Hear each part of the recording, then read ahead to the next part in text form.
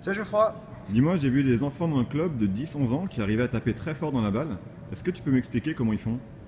Effectivement, c'est un sujet intéressant parce que ça permet de démystifier la notion de force physique au tennis par rapport à une notion de relâchement, d'accélération et d'inertie.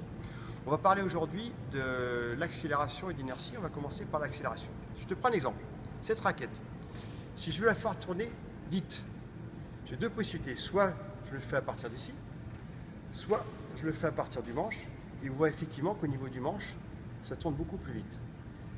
L'accélération qu'on va pouvoir créer au niveau de la raquette va être de la même façon. Si je considère que je suis le manche de la raquette, si je prends mes bras et que je commence à bouger mes épaules et mes hanches, en étant relâché, j'ai une plus grande accélération de la raquette par l'effet centrifuge que si effectivement j'essaye avec mon bras de faire avancer la raquette. Je te propose donc un petit exercice que chacun pourra faire pour tester ça. C'est de créer ce qu'on appelle, en se mettant face, sans bouger les pieds, face au filet avec un partenaire, de créer un décalage entre les épaules et les hanches qui vont permettre sur chaque coup, en étant relâché, de créer cette accélération de raquette. C'est-à-dire que ce n'est pas le bras qui avance, c'est la rotation par de la hanche et du décalage des épaules qui fait qu'en revenant face à moi, j'ai une accélération de raquette. Ce coup-là peut bien sûr se faire de la même façon sur le revers, aussi bien à deux mains qu'à une main. L'important, c'est de créer ce décalage entre les épaules et la hanche. À partir de là, vous pourrez constater la différence de frappe que vous pourrez obtenir par rapport à ce que vous faisiez peut-être avant dans une position plus linéaire de la raquette. Ça, c'est pour le premier point, l'accélération. Si, un dernier point, Geoffroy, bien sûr, ça marche au service. Mettez-vous au service de face et en lançant la balle, en créant ce décalage toujours entre ses épaules et ses hanches, tapez vos services de cette façon-là en utilisant cette rotation, l'élasticité que vous avez entre la hanche et les épaules. Et vous verrez avec un relâchement que votre balle avancera pas mal. Le deuxième point, c'est l'inertie, Geoffroy. Alors l'inertie, c'est l'inertie de la raquette. C'est-à-dire comment utiliser le poids de la raquette pour transmettre cette énergie à la balle. Je te prends un exemple facile, concret. Cette balle-là, si je veux la faire avancer, j'ai deux possibilités.